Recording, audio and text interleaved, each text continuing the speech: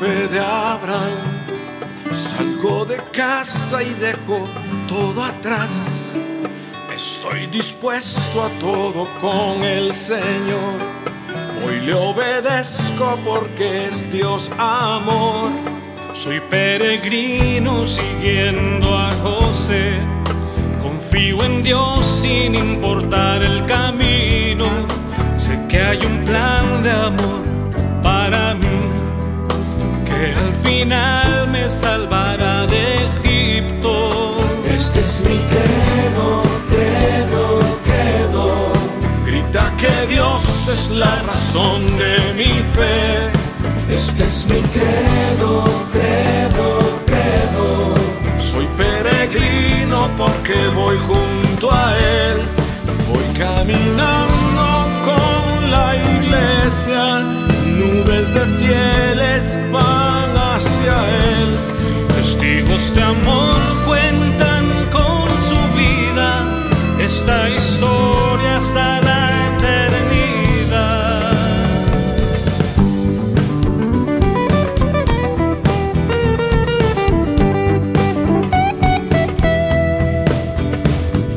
Credo, credo, credo. Credo, credo, credo. Credo, credo, credo. Soy peregrino con gente de a pie, santos sencillos que esparcen la fe. En Dios el Padre, en Jesús y el Espíritu, pueblo de Dios, iglesia peregrina. Este es mi credo, credo, credo. Grita que Dios es la razón de mi fe. Este es mi credo, credo, credo. Soy peregrino porque voy junto a Él. Voy caminando con la iglesia. Sé bien en quién creo con toda certeza. Unido al canto de María, los apóstoles proclamo la fe. Credo, credo, credo. Credo, credo, credo. Credo, credo, credo.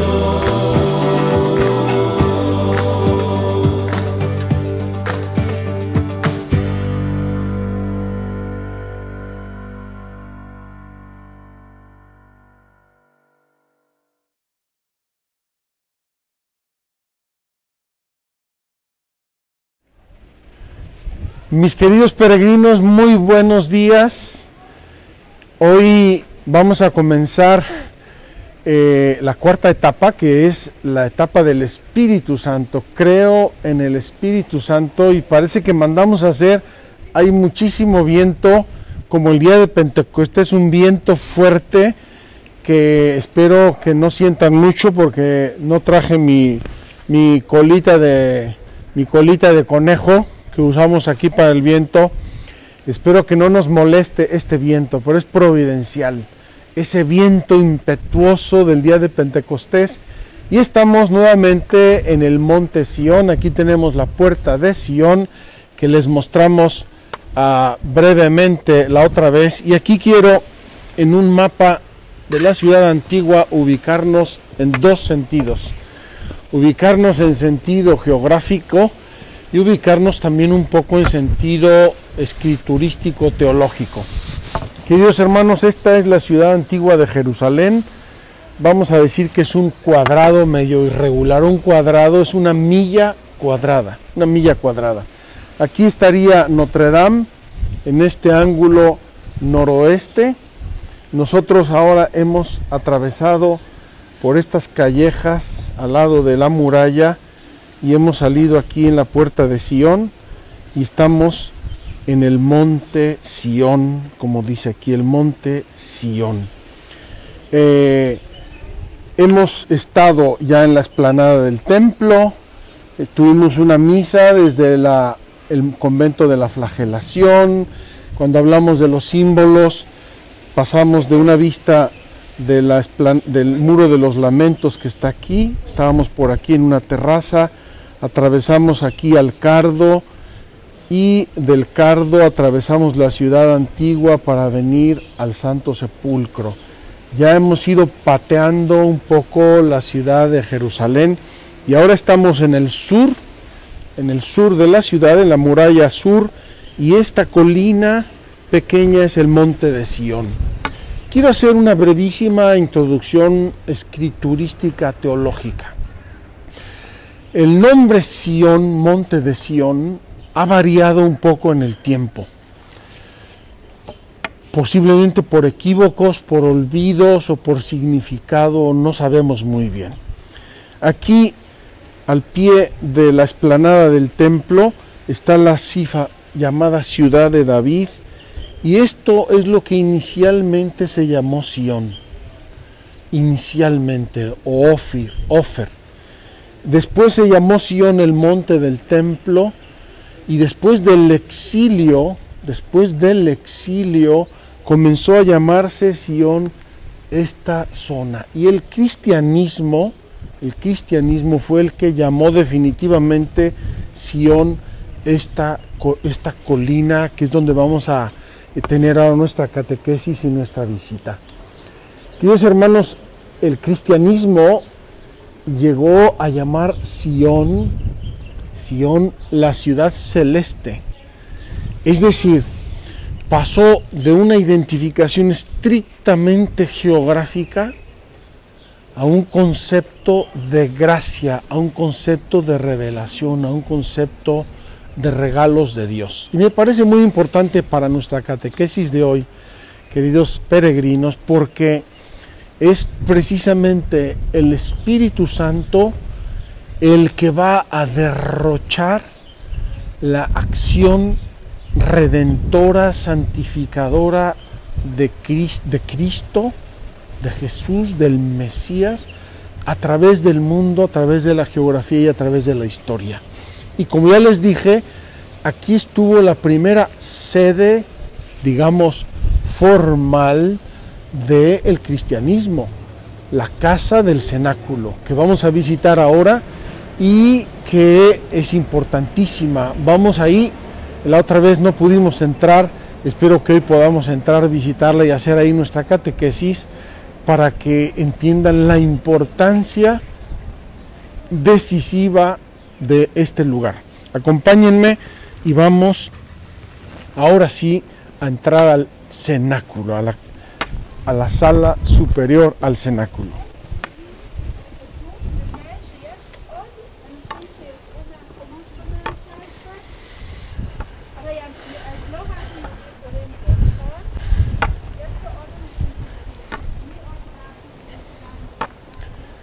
Aquí tenemos enfrente de nosotros nuevamente el pequeño cenáculo o cenacolino, como llaman los franciscanos, primera sede de los franciscanos en Tierra Santa, hacia el siglo XIII.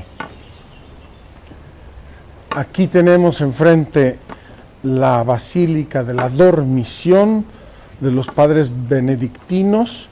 Como pueden ver, todos lugares hermosos, significativos, importantísimos para la religión, para la fe y de modo muy especial para el cristianismo. Y vamos a encaminarnos a el cenáculo.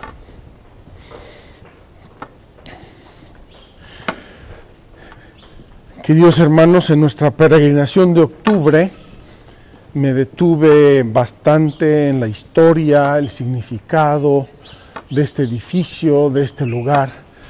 Ahora, por motivos de brevedad, vamos a hacer una síntesis, pero los que quieran pueden tranquilamente ir a nuestra peregrinación de octubre y entender más a fondo el sentido de este lugar. Aquí ven el cartel ya medio mal andado de el cenáculo, la sala superior. Vamos a subir estas escaleras, queridos hermanos, que nos llevan a un lugar sacrosanto para el cristianismo.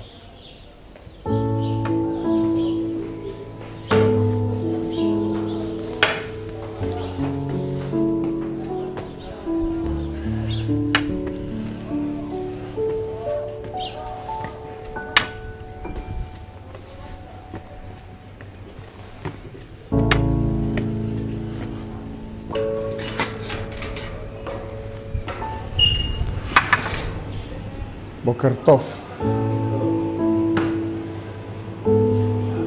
Cerramos la puerta al pasar porque hace frío.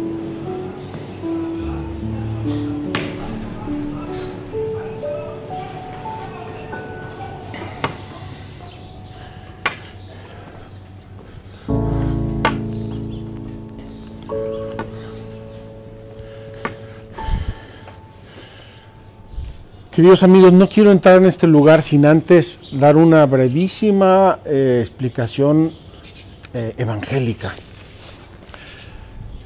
En primer lugar, cuando Jesús se acercan sus apóstoles y le dicen: Maestro, ¿dónde quieres que te preparemos la Pascua?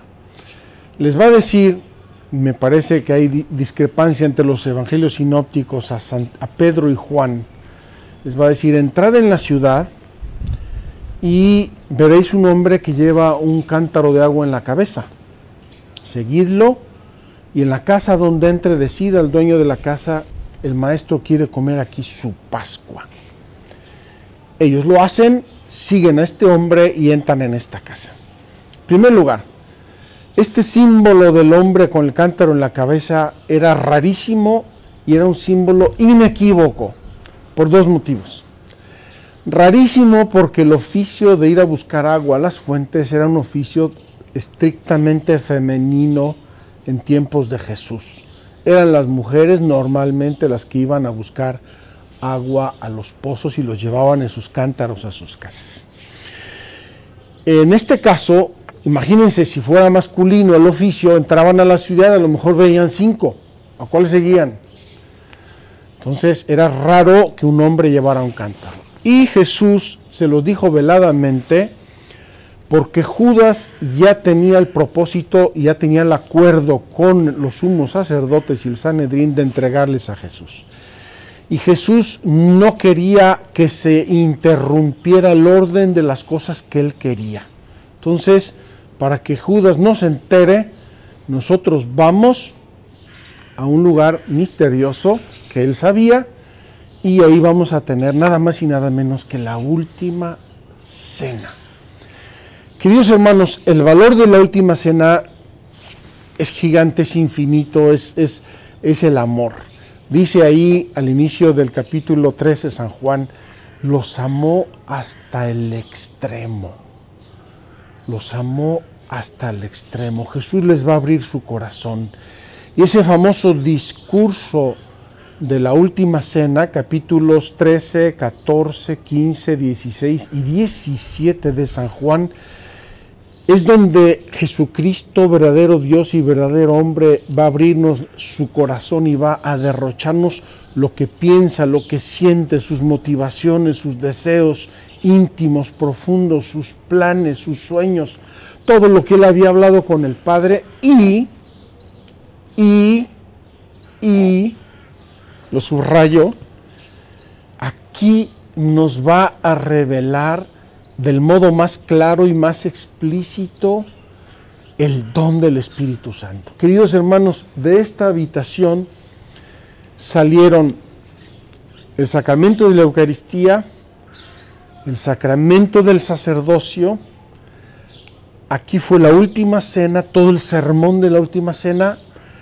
Aquí se va a aparecer Jesucristo resucitado varias veces, el mismo domingo de la resurrección, cuando vuelven los de Emaús a buscar a los discípulos. Aquí los encuentran reunidos con la Virgen. Aquí se aparece Jesús, aquí se le aparece a Tomás: Tomás, mete tu dedo, aquí. Finalmente aquí va a ser Pentecostés.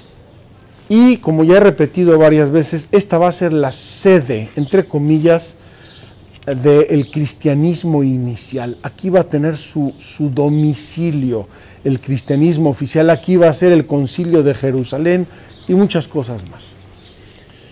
Queridos amigos, hice una gran omisión las veces anteriores que hablé de este tema, y hoy quiero arrepentirme con golpes de pecho y quiero reparar. Porque lo que pasó aquí, digamos, muy impropiamente, lo más importante que pasó aquí, o el inicio, el centro, que fue la última cena, la institución de la Eucaristía, la anticipación sacramental de Cristo, de su pasión, va a ser el precio y la causa del envío del Espíritu Santo. De esta habitación, queridos hermanos, de esta habitación salió la gran revelación de el misterio de la Santísima Trinidad. Y Jesucristo lo quiso conectar explícitamente con el misterio de su pasión. Si yo fuere elevado, hablamos de esta elevación en dos tiempos: elevación en la cruz, elevación en la ascensión al cielo. Si yo fuere elevado, os enviaré el Espíritu Santo. Y esa famosa frase que ya he repetido varias veces, que a mí me ha torturado un poco en muchas ocasiones, y ahora voy a explicar el sentido que quiero darle hoy, con todos estos descubrimientos que estoy haciendo yo mismo en mi peregrinación interior. Cuando dice Jesús en la última cena: os conviene que yo me vaya. Os conviene que yo me vaya. Yo muchas veces me jalaban los pelos y decía: pero ¿cómo nos va a convenir? Si el cielo es estar con Dios, y los apóstoles estaban con Jesucristo, verdadero Dios y verdadero hombre, estaban ya en el cielo. Y sin embargo Jesús les va a decir: os conviene que yo me vaya, porque si me fuere, es decir, os conviene que yo viva mi pasión, porque si la vivo, ese es el irse de Jesús, si vivo mi pasión, vendrá el Espíritu Santo, el Espíritu de la verdad, el Paráclito, el abogado, etcétera, etcétera, etcétera. ¿Y por qué nos conviene? Nos conviene, en primer lugar, porque la pasión de Cristo y su resurrección son el sello divino de todo, la prueba absoluta, irrefutable de la acción de Dios, del designio de Dios. Pero además, queridos hermanos, es la pasión de Cristo la que va a abrir las puertas, estoy hablando metafóricamente, abrir las puertas de la intimidad de Dios para revelarse Trinidad, Dios uno y trino. Y con eso vamos a empezar nosotros hoy esta nueva parte neumatológica, es decir, centrada en el Espíritu, pero también comenzó el periodo neumatológico de la Iglesia. Y esto nos convenía por una razón. Queridos hermanos, mientras Jesús vivía y predicaba y hacía milagros, había, como en los teatros, primera fila, segunda fila, tercera fila, cuarta fila, no sé cómo le llaman el de atrás, y gallola, allá arriba. Hasta la pobre Virgen María y los hermanos de Jesús, como nos dice el Evangelio, un día les tocó en gallola. Pasaron la voz: oye, tu mamá y tus hermanos quieren verte, ¿no? ¿Dónde están? Estaban allá en la fila 28. No sé cómo se llaman las filas ahora en los teatros y en los estadios, pero estaban en la última fila. Quieren verte y no podían. Eso es en la vida histórica de Jesús, porque está ligada al tiempo y al espacio. Jesús pudo haber hecho la multiplicación de los panes, evidente, panes circulaban por todos lados y salieron de 2 pancitos o de 5, me da igual, pero el que llegó 10 minutos después ya no lo vio, se lo perdió. O repito, el que estaba allá en gallola, ¿verdad? no le tocó ver. ¿Por qué? Porque estaba en la fila 28, eran 10,000 gentes y los últimos de la periferia no les tocó ver. Cuando Jesús es elevado, cuando Jesús se va, queridos hermanos, manda al Espíritu Santo. Y mandando al Espíritu Santo, o abriendo, iniciando la acción del Espíritu Santo, ya no hay límites ni de espacio ni de tiempo. La última persona de Lima, Perú, la viejita que vive en Sao Paulo, el jovencito que está en la universidad en Melbourne, en Australia, el empresario de Nueva York, todos, absolutamente todos, tenemos el misterio de Dios, la luz de Dios y la gracia de Dios a la misma distancia. Se acabaron las filas y los palcos y los enredos del espacio y del tiempo para que nosotros podamos estar cerca siempre y tengamos al alcance de nuestra mano o de nuestro corazón el misterio de Dios, el amor de Dios, la gracia de Dios y todo lo que viene con ello. Queridos hermanos, Dios Padre va a poner el sello definitivo de la divinidad de Jesucristo con su resurrección. Y con su pasión y su muerte santísimas y gloriosas, Jesús va a liberar y a derrochar sobre el mundo su espíritu, el espíritu del amor, el espíritu, ahora vamos a ver todo lo que va a ser el Espíritu Santo. Por eso, cuando hoy decimos, creo en el Espíritu Santo, estamos entrando en el seno de la Trinidad. Y hay una circularidad entre la acción de las personas muy hermosa, muy profunda, muy santa, por la cual dice San Pablo que nadie puede decir que Jesús es el Señor sin el Espíritu Santo. Y nadie puede ir al Padre si no es por el Hijo. Y entonces la acción y el amor y la sabiduría de las tres divinas personas nos van a envolver, queridos hermanos. Vivimos inmersos en el misterio de Dios, quizás sin darnos cuenta. Y eso nos fue regalado, eso nos fue anunciado y nos fue revelado dentro de esta sala a donde vamos a entrar. Queridos hermanos, entremos de rodillas o de puntillas, como quieran. Entremos con el corazón abierto, porque si después de esta catequesis uno de mis peregrinos virtuales, uno solo, sintiera, conociera, descubriera la acción del Espíritu Santo en su alma, yo ya me daría por bien pagado.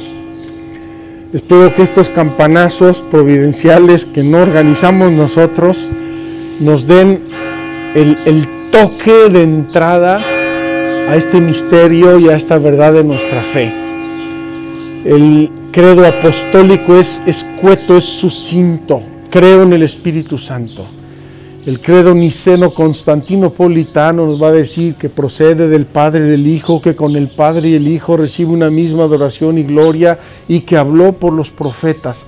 El Espíritu Santo estuvo hablando en toda la revelación y es eterno como el Padre y el Hijo, y procede de ellos, y tenemos que adorarlo y amarlo igual que al Padre y al Hijo, porque es Dios. Vamos a entrar en el cenáculo.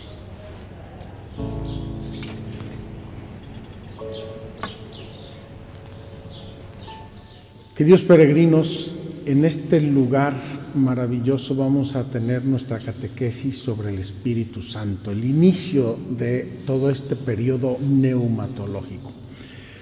Me van a perdonar, les voy a contar un chiste que se me ocurrió esta mañana mientras me duchaba a propósito de esta catequesis. Espero y pido que nadie lo considere irreverente,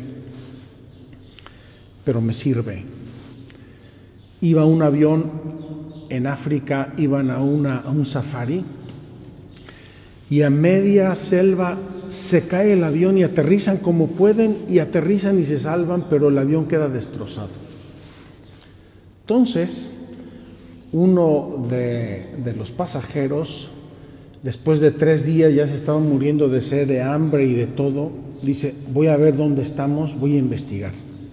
Y sale del avión y se va por el medio de la selva. Después de un rato vuelve corriendo, gritando: ábranme, ábranme, ábranme la puerta. Y le abren la puerta, y cuando va a entrar en el avión, se agacha, y un león que venía detrás de él entra en el avión. Cuando él se agachó, entra en el avión, y entonces él cierra la puerta y les dice: váyanlo pelando, que luego vengo a cocinar. Que vengo a cocinarlo. ¿Qué quiero decir con esto, queridos amigos? Este chiste menso. Quiero decir lo siguiente. Jesús, cuando se fue al cielo, no se desentendió de nosotros. Mira, vayan a predicar por el mundo, hagan lo que puedan con sus propias fuerzas, y ya nos vemos al final de los tiempos. En absoluto. Todo lo contrario.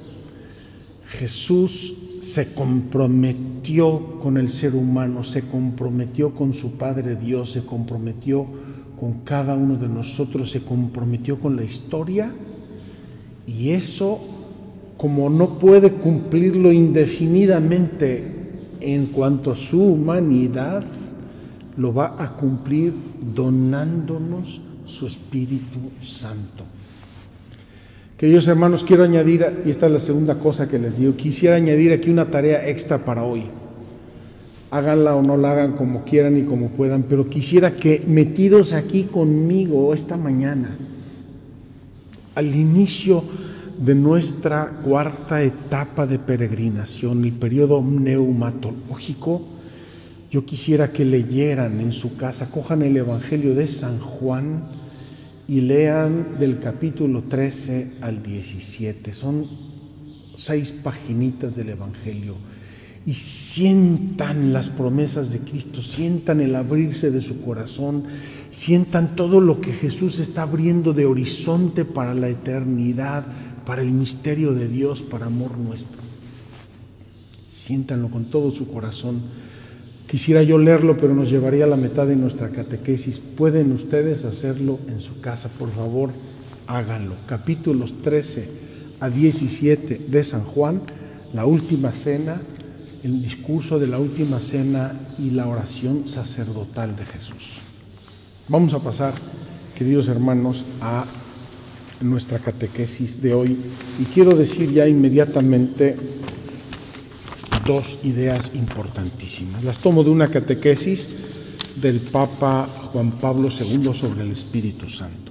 El Espíritu Santo, presentado por Jesús, especialmente en el discurso de despedida en el cenáculo, es evidentemente una persona diversa de Él.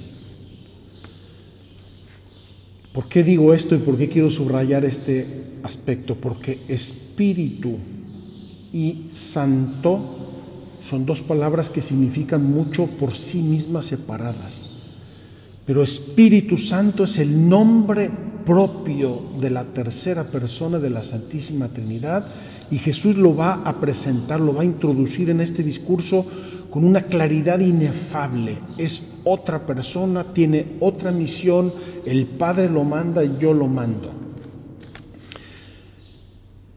Yo pediré al Padre y os dará otro Paráclito. Pero el Paráclito, el Espíritu Santo, que el Padre enviará en mi nombre, Él os lo enseñará todo y os recordará todo lo que yo os he dicho. Jesús habla del Espíritu Santo adoptando frecuentemente el pronombre personal Él. Él dará testimonio de mí. Él convencerá al mundo en lo referente al pecado. Cuando venga Él, el Espíritu de la verdad os guiará hacia la verdad completa. Él me dará gloria. Él. Jesús está revelándonos a la tercera persona de la Trinidad Santa. De estos textos emerge la verdad del Espíritu Santo como persona, y no solo como una potencia impersonal emanada de Cristo. Por ejemplo, cuando el Evangelio dice que de Jesús salía una fuerza, eso es otra cosa. Siendo una persona, le pertenece un obrar propio, de carácter personal. En efecto, Jesús, hablando del Espíritu Santo, dice a los apóstoles: vosotros le conocéis porque mora con vosotros y en vosotros está. Eso que dijo Jesús en otro tiempo, el reino de Dios está dentro de vosotros, está en vuestros corazones. Él os lo enseñará todo y os recordará todo lo que yo os he dicho. Dará testimonio de mí, os guiará a la verdad completa, os anunciará lo que ha de venir. Él dará gloria a Cristo y convencerá al mundo en lo referente al pecado. El apóstol Pablo, por su parte, afirma que el Espíritu clama en nuestros corazones, distribuye sus dones a cada uno en particular según su voluntad e intercede por los fieles. Queridos hermanos, podríamos quedarnos con este párrafo y terminar nuestra catequesis, meditar esto. El corazón humano divino de Jesús en este lugar fue abriéndonos horizontes de la Santísima Trinidad y de la acción de la Santísima Trinidad. Os consolará, os explicará, me glorificará, es decir, realizará mi misión redentora en vosotros. Y así va desplegando en pequeñas frases toda una luz,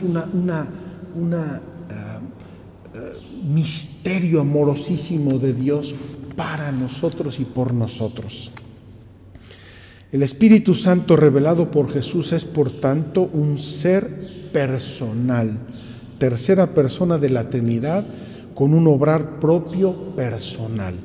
Pero en el mismo discurso de despedida de San Juan, Jesús muestra los vínculos que unen a la persona del Espíritu Santo con el Padre y el Hijo. Por ello, el anuncio de la venida del Espíritu Santo en este discurso de despedida y en este lugar es al mismo tiempo la definitiva revelación de Dios como Trinidad. Queridos hermanos, qué gozo, qué maravilla. El Dios que adoramos, el Dios santísimo, al que le decimos santo, santo, santo.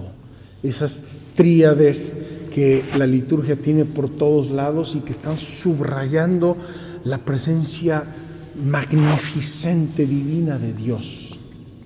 Efectivamente, Jesús dice a los apóstoles: yo pediré al Padre y os dará otro Paráclito, el Espíritu de la verdad que procede del Padre. Como decimos en el credo, procede del Padre y del Hijo, que el Padre enviará en mi nombre. El Espíritu Santo es, por tanto, una persona distinta del Padre y del Hijo y al mismo tiempo unida íntimamente a ellos. Procede del Padre. El Padre lo envía en el nombre del Hijo, y esto en consideración de la redención realizada por el Hijo mediante la ofrenda de sí mismo en la cruz. Por eso, la conexión tan potente entre este lugar, porque si Jesús nos lo manda en virtud de su pasión, os conviene que yo me vaya, En esta sala Jesús anticipó su pasión en el misterio de la Eucaristía y nos lo dejó para siempre. Queridos hermanos, qué hermoso, qué maravilloso que nosotros después de la consagración, cada día en la misa decimos: este es el misterio de la fe. Este es el misterio de la fe. ¿Por qué? Porque este es el misterio de la Pascua de Cristo, querida por el Padre, consumada por el Espíritu y perpetuada en el tiempo de la Iglesia, por la acción del Espíritu Santo. No podemos pedir más. Se me acaban las palabras, queridos amigos. Se me acaban las palabras. No sé qué decirles más. Tendríamos que contemplar esto en adoración de rodillas y decir: Señor, qué cercano eres a tu pueblo. Señor, cómo has querido quedarte con nosotros. Señor, esté donde esté, haga lo que haga, sea quien sea, como sea, te tengo cerca, te tengo en mi corazón.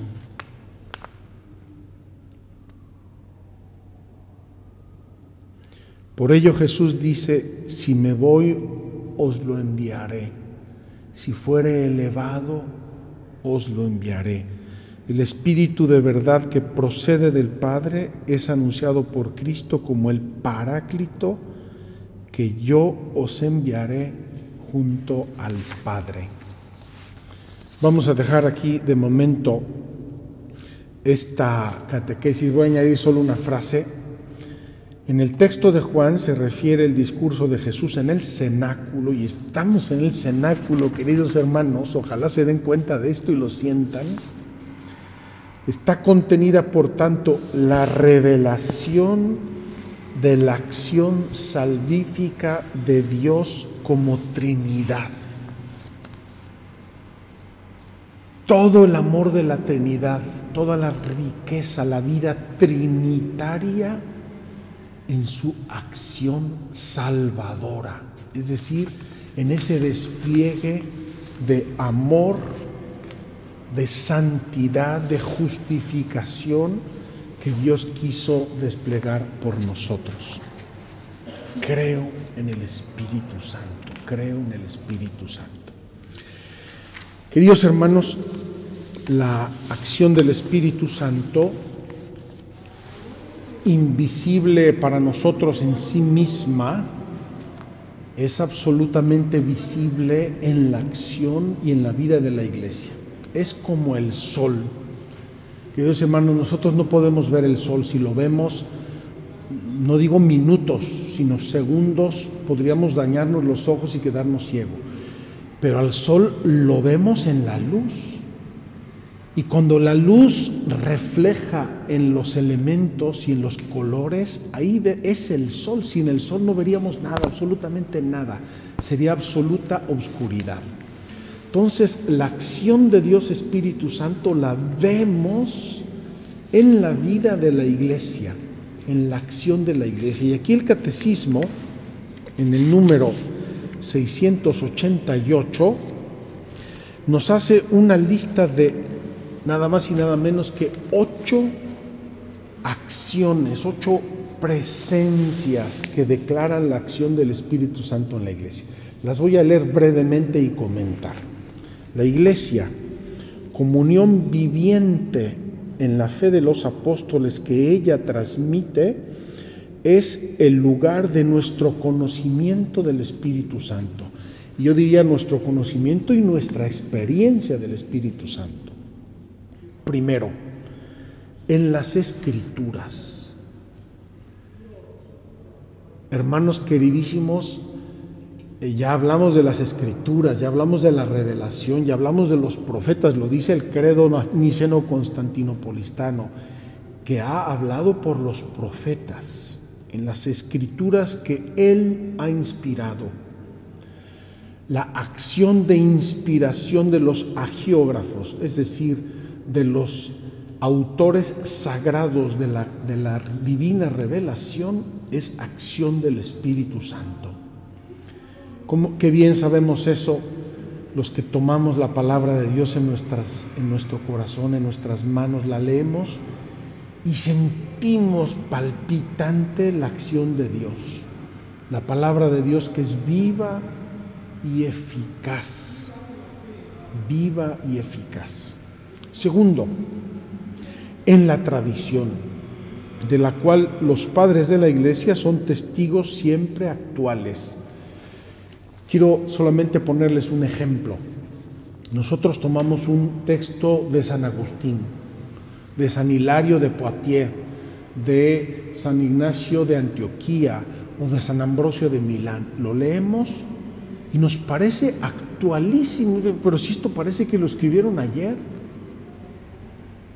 Esta atemporalidad de la tradición viva de la Iglesia, y nosotros leemos a Agustín de hace 1700 años para inspirarnos hoy, para santificarnos hoy, para tomar decisiones hoy. Esta atemporalidad nos está revelando que el que la anima, el que la ilumina y la suscita es el Espíritu de Dios, el Espíritu Santo. Tercero, en el magisterio de la Iglesia al que Él asiste. Queridos hermanos, el magisterio, ya hablamos del magisterio, es decir, la enseñanza de la Iglesia que es inefable a ciertas condiciones y en los campos propios del magisterio de la Iglesia, como ya aclaré en su momento. La inefabilidad de la acción de Dios a través de la Iglesia no se refiere a todos y cada uno de los campos de la acción de la Iglesia, se refiere a la materia de fe y a la materia de moral propia de la Iglesia, a través del magisterio. Por eso, en el primer concilio de Jerusalén, lo recordarán, lo comentamos cuando venimos al Monte Sión la primera vez, decíamos la famosa comunicación del primer concilio de Jerusalén.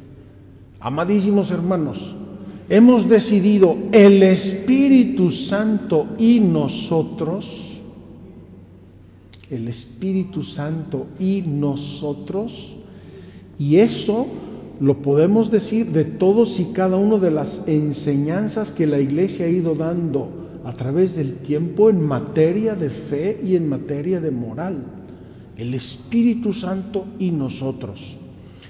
Y si a veces no entendemos cosas de materia de moral o de fe, es porque somos ignorantes frecuentemente, no las hemos leído, no las hemos estudiado. Hace unos meses hubo un escándalo que resonó mucho, estábamos en la peregrinación en el mes de octubre. Alguna frase que habría dicho el Papa, habría dicho, no la dijo, pero que los medios de comunicación sacaron distorsionando el sentido y mucha gente se escandalizó y se escandalizó hasta del Papa. Queridos hermanos, cuando salga algo así, vamos a ver exactamente la fuente, lo que dijo el Papa, lo que enseñó, no lo que dice el periódico que dijo que le parece que refirieron. De quinta mano no podemos juzgar las cosas que enseña la Iglesia. Entonces, la acción del Espíritu Santo a través del magisterio de la Iglesia. Cuarto, en la liturgia sacramental, a través de sus palabras y sus símbolos, en donde el Espíritu Santo nos pone en comunión con Cristo.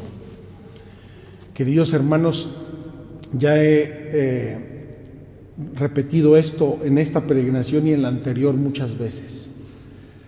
Cada vez que se celebra un sacramento, en donde sea, cualquier sacramento que se celebre válidamente, es por la acción del Espíritu Santo. Y es Cristo que por su Espíritu Santo está actuando. Cuando se bautiza a una persona, es el Espíritu Santo que está actuando. Cuando se consagra el pan y el vino, es el Espíritu Santo que está actuando. Por eso, queridos hermanos, el famoso gesto santísimo, maravilloso, de la imposición de las manos, de la epíclesis, la imposición de las manos, ese gesto de imponer las manos en el que va a ser ordenado sacerdote, diácono u obispo, sobre el pan y el vino, sobre el que se va a confirmar el sacramento por excelencia del don del Espíritu Santo, la epíclesis, esta acción de las manos que recuerda la mano de Dios y que la Iglesia y el Antiguo Testamento han mantenido siempre como un gesto consacratorio, santificador. En quinto lugar, queridos hermanos, tenemos nada más y nada menos que la oración. San Pablo es el gran maestro en este campo. No podéis decir que Jesús es el Señor, es decir, no podéis conectar al Jesús, hombre histórico, con el Señor, es decir, Yahvé, yo soy el que soy, si no es por el Espíritu Santo. Es el Espíritu Santo que os hace clamar, Abba, Padre. Es el Espíritu Santo que le da vida a la Escritura. Queridos hermanos, la Biblia, materialmente hablando, es un libro, es un pedazo de papel. ¿En qué medida es palabra de Dios? En medida que nos transmite los mensajes de Dios, la revelación, la inspiración, y en la medida en que mientras yo la estoy leyendo y meditando en oración, interviene el Espíritu Santo para iluminarme, es el sol que le da vida a esas letras que son blanco y negro, les da color, la oración. Sexto, en los carismas y ministerios mediante los que se edifica la Iglesia.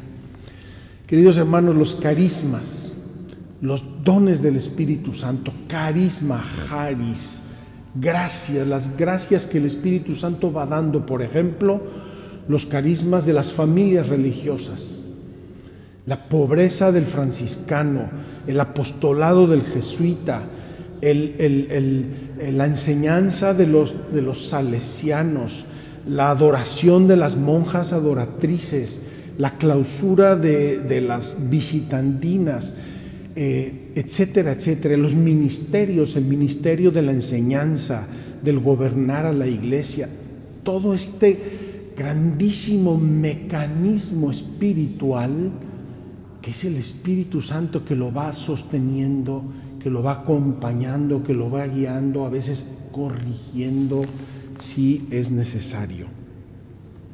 En estos carismas y en ministerios se edifica el cuerpo de la Iglesia. ¿Por qué? Porque la Iglesia es una sociedad y como tal sociedad necesita una estructura, un gobierno, una jerarquía. Por eso,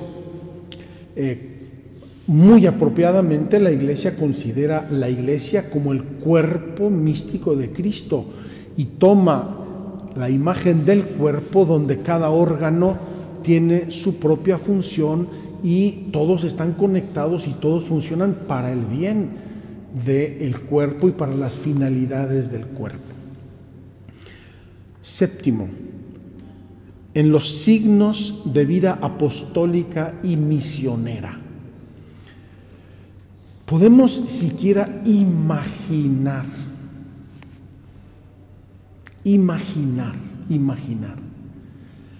el número, la calidad, la duración, el ingenio, el amor, la generosidad que hay en todas las actividades apostólicas de la Iglesia. Imposible. Podemos recorrer todos los rincones del mundo, del norte al sureste, oeste, las montañas, el polo, los valles, las grandes ciudades, las aldeas, todo lo que hace la Iglesia.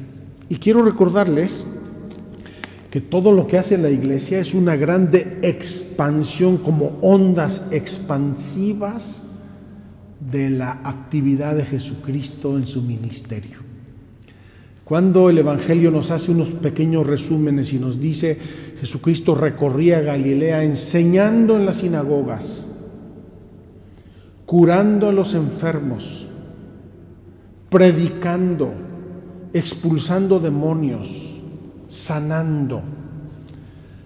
Todos esos verbos, como en ondas expansivas, los va haciendo la Iglesia a través de miles, millones de obras y millones de actividades y millones de personas a través de la historia. Ahí está el Espíritu de Jesús, que es el Espíritu Santo. Termino.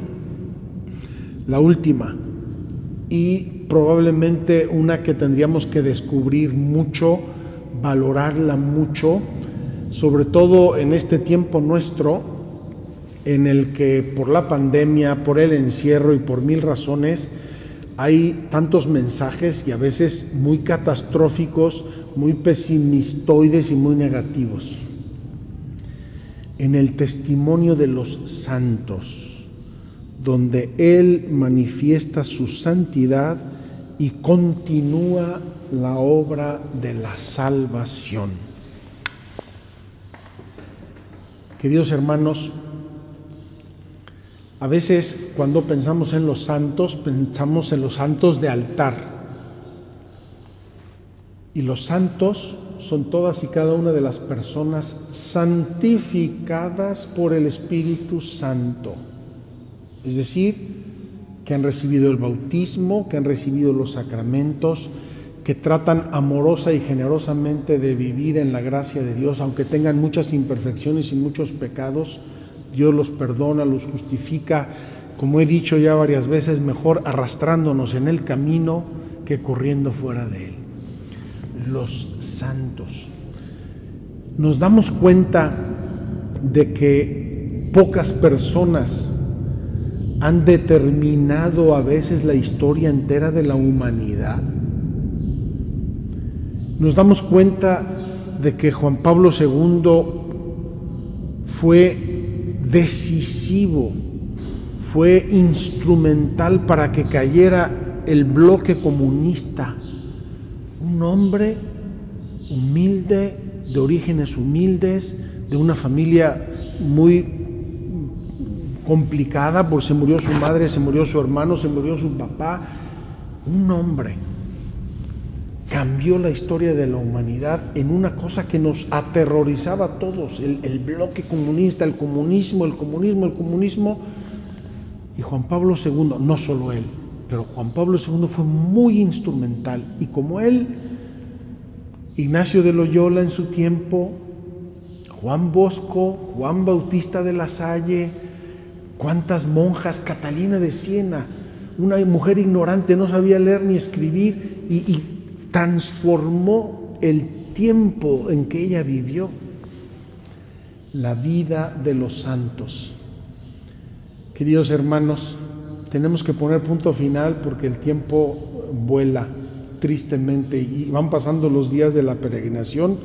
Esta mañana hacía yo mis cuentas y dije, no puede ser.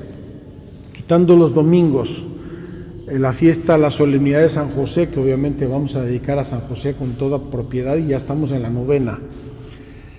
La solemnidad de la encarnación, de la anunciación, ya nos quedan poquísimos días, se nos está pasando el tiempo y ya se nos pasó también el de hoy. Pero quisiera que nos quedáramos con esto. Además de todos los hechos de la vida de Jesús que ocurrieron aquí y tantos sacramentos que se instituyeron en esta sala, Jesús aquí nos reveló,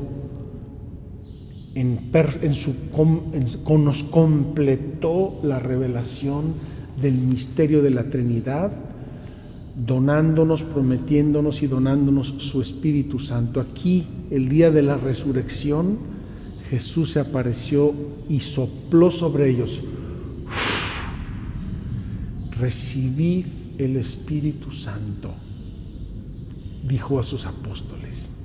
Queridos hermanos, abramos nuestro corazón, pongámonos de rodillas, imploremos a Dios que envíe ese Espíritu Santo para que nos explique, para que nos consuela, para que nos gobierne, para que nos fortalezca, para que encienda nuestro corazón del amor a Dios, para que nos haga clamar Abba, para que reconozcamos que Jesús es el Señor y todo lo que Él quiere hacer en nuestras almas, en la iglesia y en nuestro tiempo. Que Dios los bendiga. Veni Creator Spiritus, mentes tuorum visita, imple superna gratia, quae tu creasti pectora. Vidit seris Paracletus, donum Dei altissimi, fons vivus ignis caritas, et spiritualis unctio. Tu septiformis munere, dextre Dei tu digitus, turite promissum Patris, sermone ditans futura. Accende lumen sensibus, infunde amorem cordibus, infirma nostri corporis, virtute firmans perpeti. Ostem repellas longibus, pacem querones protinus, ductores sic te previo, vitemus omne noxi.